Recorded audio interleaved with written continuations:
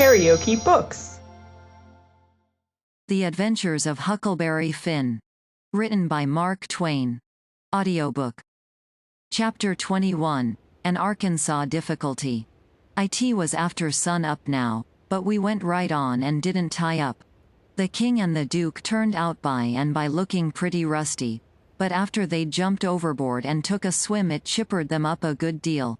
After breakfast the king he took a seat on the corner of the raft, and pulled off his boots and rolled up his breeches, and let his legs dangle in the water, so as to be comfortable, and lit his pipe, and went to getting his Romeo and Juliet by heart. When he had got it pretty good him and the duke begun to practice it together. The duke had to learn him over and over again how to say every speech, and he made him sigh, and put his hand on his heart, and after a while he said he done it pretty well. Only, he says, you mustn't bellow out Romeo that way, like a bull, you must say it soft and sick and languishy, so, roo mio. That is the idea. For Juliet's a dear sweet mere child of a girl, you know, and she doesn't bray like a jackass. Well, next they got out a couple of long swords that the duke made out of oak laths, and begun to practice the sword fight. The duke called himself Richard III. And the way they laid on and pranced around the raft was grand to see. But by and by the king tripped and fell overboard, and after that they took a rest, and had a talk about all kinds of adventures they'd had in other times along the river. After dinner the duke says, well, Capet, we'll want to make this a first-class show, you know, so I guess we'll add a little more to it. We want a little something to answer encores with, anyway. What's encores, Bilgewater? The duke told him, and then says, I'll answer by doing the Highland fling or the sailor's hornpipe, and you, well, let me see. Oh, I've got it. You can do Hamlet's soliloquy. Hamlet's which? Hamlet's soliloquy, you know, the most celebrated thing in Shakespeare. Ah, it's sublime, sublime. Always fetches the house. I haven't got it in the book. I've only got one volume, but I reckon I can piece it out from memory. I'll just walk up and down a minute, and see if I can call it back from recollection's vaults. So he went to marching up and down, thinking, and frowning horrible every now and then. Then he would hoist up his eyebrows.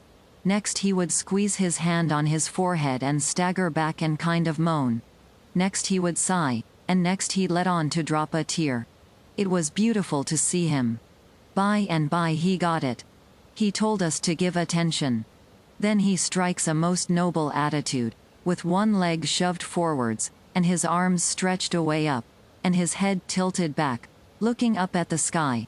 And then he begins to rip and rave and grit his teeth, and after that, all through his speech, he howled, and spread around, and swelled up his chest, and just knocked the spots out of any acting ever I see before.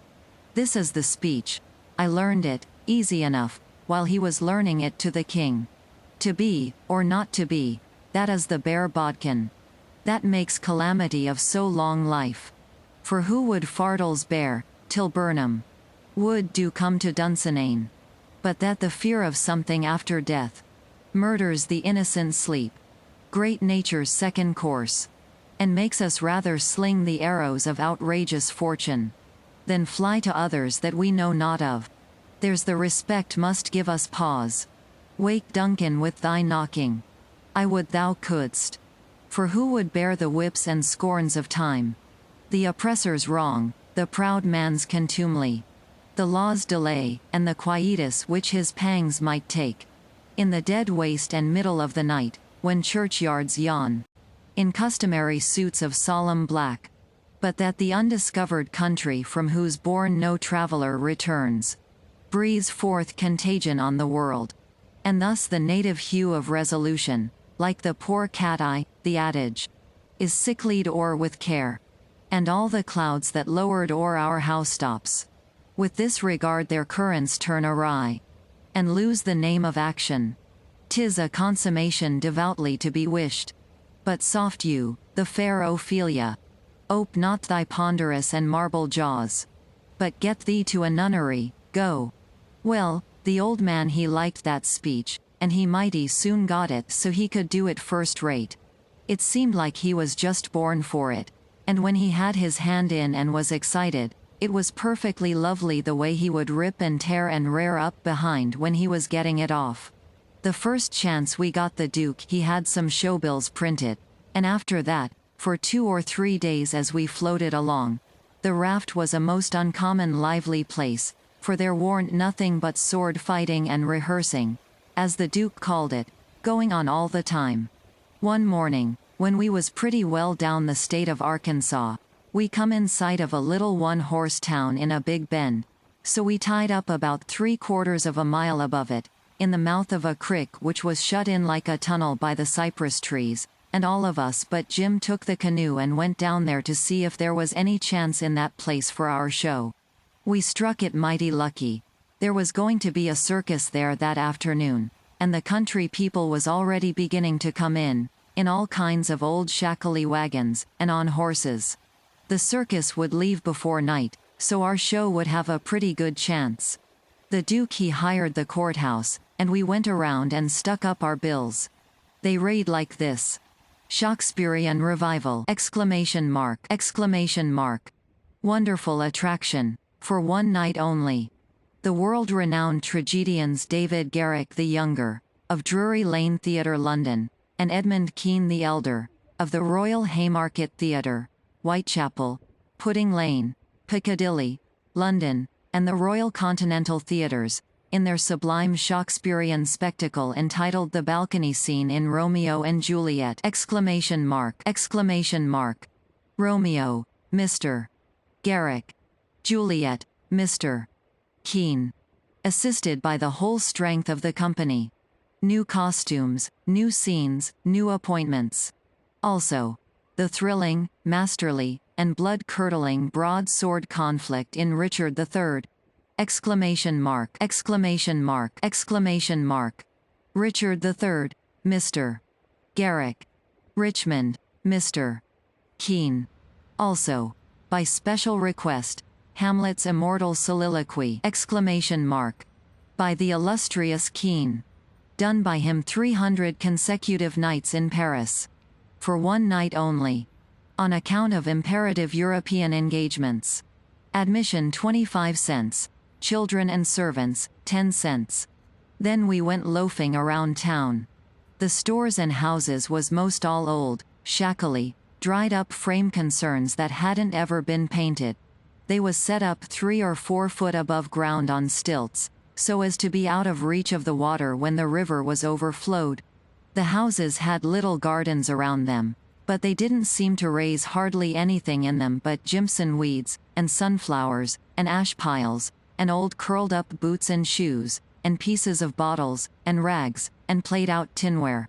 The fences was made of different kinds of boards, nailed on at different times, and they leaned every which way, and had gates that didn't generally have but one hinge, a leather one. Some of the fences had been whitewashed some time or another, but the Duke said it was in Columbus time, like enough. There was generally hogs in the garden, and people driving them out. All the stores was along one street. They had white domestic awnings in front, and the country people hitched their horses to the awning posts. There was empty dry goods boxes under the awnings, and loafers roosting on them all day long, whittling them with their Barlow knives, and chawing tobacco, and gaping and yawning and stretching, a mighty ornery lot.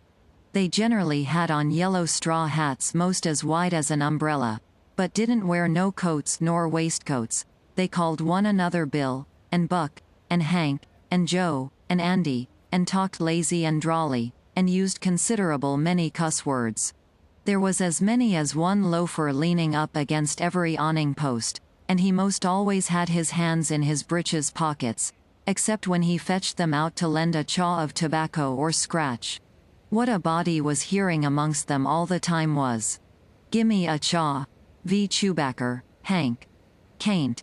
I hain't got but one chaw left. Ask Bill. Maybe Bill he gives him a chaw. Maybe he lies and says he ain't got none." Some of them kinds of loafers never has a cent in the world, nor a chaw of tobacco of their own. They get all their chawing by borrowing. They say to a fellow, I wished you'd len me a chaw, Jack. I just this minute give Ben Thompson the last chaw I had. Which is a lie pretty much every time. It don't fool nobody but a stranger. But Jack ain't no stranger, so he says. You give him a chaw, did you? So did your sister's cat's grandmother. You pay me back the chose you've ready borried offen me, Leif Buckner. Then I'll loan you 1 or 2 ton of it, and won't charge you no back interest, nother. Well, I did pay you back some of it onct. Yes, you did, 'bout 6 chose. You borried store chewbacker and paid back nigger head. Store tobacco as flat black plug, but these fellows mostly chose the natural leaf twisted. When they borrow a chaw they don't generally cut it off with a knife, but set the plug in between their teeth, and gnaw with their teeth and tug at the plug with their hands till they get it in too. Then sometimes the one that owns the tobacco looks mournful at it when it's handed back, and says, sarcastic, Here, gimme the chaw, and you take the plug. All the streets and lanes was just mud. They warn't nothing else but mud. Mud as black as tar and nigh about a foot deep in some places, and 2 or 3 inches deep in all the places. The hogs loafed and grunted around everywheres. You'd see a muddy sow and a litter of pigs come lazying along the street and hole up herself right down in the way, where folks had to walk around her, and she'd stretch out and shut her eyes and wave her ears whilst the pigs was milking her, and look as happy as if she was on salary. And pretty soon you'd hear a loafer sing out, Hi! So boy! Sick him, Tej, and away the sow would go, squealing most horrible, with a dog or 2 swinging to each ear, and 3 or 4 dozen more a-coming. And then you would see all the loafers get up and watch the thing out of sight, and laugh at the fun and look grateful for the noise. Then they'd settle back again till there was a dog fight. There couldn't anything wake them up all over, and make them happy all over, like a dog fight, unless it might be putting turpentine on a stray dog and setting fire to him, or tying a tin pan to his tail and see him run himself to death. On the river front some of the houses was sticking out over the bank, and they was bowed and bent, and about ready to tumble in. The people had moved out of them. The bank was caved away under one corner of some others, and that corner was hanging over. People lived in them yet, but it was dangersome, because sometimes a strip of land as wide as a house caves in at a time. Sometimes a belt of land 1/4 of a mile deep will start in and cave along till it all caves into the river in one summer. Such a town as that has to be always moving back, and back, and back, because the river's always gnawing at it. The nearer it got to noon that day the thicker and thicker was the wagons and horses in the streets, and more coming all the time. Families fetched their dinners with them from the country, and eat them in the wagons. There was considerable whiskey drinking going on, and I seen 3 fights. By and by somebody sings out, Here comes old Boggs. In from the country for his little old monthly drunk. Here he comes, boys. All the loafers looked glad. I reckon they was used to having fun out of Boggs. One of them says, Wonder who he's a-gwin to chaw up this time. If he'd a-chawed up all the men he's been a-gwin to chaw up in the last 20 year, he'd have considerable reputation now. Another one says, I wished old Boggs, threaten me, 'cause then I'd know I warn't gwin to die for 1,000 year. Boggs comes a-tearing along on his horse, whooping and yelling like an Injun, and singing out, Clear the track, thar. I'm on the wa path, and the price uv coffins as a-gwin to raise. He was drunk, and weaving about in his saddle. He was over 50-year-old, and had a very red face. Everybody yelled at him and laughed at him and sassed him, and he sassed back, and said he'd attend to them and lay them out in their regular turns, but he couldn't wait now because he'd come to town to kill old Colonel Sherburne, and his motto was, meat first, and spoon victuals to top off on. He see me, and rode up and says, Ward you come Ephraim, boy? You prepared to die? Then he rode on. I was scared, but a man says, He don't mean nothing, he's always a-carryin' on like that when he's drunk. He's the best-naturedest old fool in Arkansas, never hurt nobody, drunk nor sober.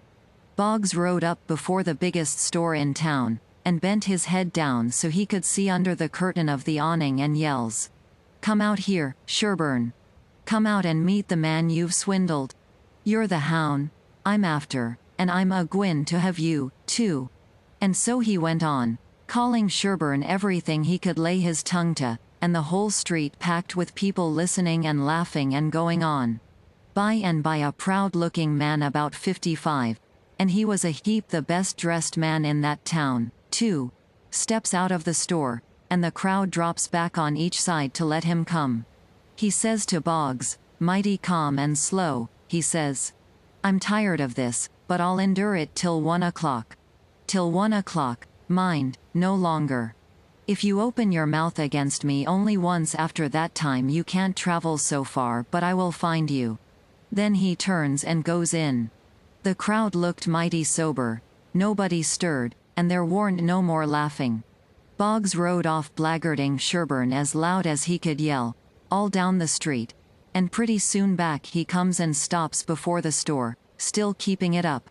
Some men crowded around him and tried to get him to shut up, but he wouldn't. They told him it would be 1 o'clock in about 15 minutes, and so he must go home, he must go right away. But it didn't do no good. He cussed away with all his might, and throwed his hat down in the mud and rode over it, and pretty soon away he went a-raging down the street again, with his gray hair a-flying. Everybody that could get a chance at him tried their best to coax him off of his horse so they could lock him up and get him sober. But it warn't no use. Up the street he would tear again, and give Sherburne another cussing. By and by somebody says, "Go for his daughter. Quick, go for his daughter. Sometimes he'll listen to her. If anybody can persuade him, she can." So somebody started on a run. I walked down street a ways and stopped. In about 5 or 10 minutes here comes Boggs again, but not on his horse. He was a-reeling across the street towards me, bareheaded, with a friend on both sides of him a-holt of his arms and hurrying him along. He was quiet, and looked uneasy, and he warn't hanging back any, but was doing some of the hurrying himself. Somebody sings out, "Boggs." I looked over there to see who said it, and it was that Colonel Sherburne. He was standing perfectly still in the street, and had a pistol raised in his right hand, not aiming it, but holding it out with the barrel tilted up towards the sky. The same second I see a young girl coming on the run, and 2 men with her. Boggs and the men turned round to see who called him, and when they see the pistol the men jumped to one side, and the pistol barrel come down slow and steady to a level, both barrels cocked. Boggs throws up both of his hands and says, "Oh Lord, don't shoot." Bang! Goes the first shot, and he staggers back, clawing at the air. Bang! Goes the second one, and he tumbles backwards onto the ground, heavy and solid, with his arms spread out. That young girl screamed out and comes rushing, and down she throws herself on her father, crying, and saying, "Oh, he's killed him, he's killed him." The crowd closed up around them, and shouldered and jammed one another, with their necks stretched, trying to see, and people on the inside trying to shove them back and shouting, "Back, back. Give him air, give him air." Colonel Sherburne he tossed his pistol onto the ground, and turned around on his heels and walked off.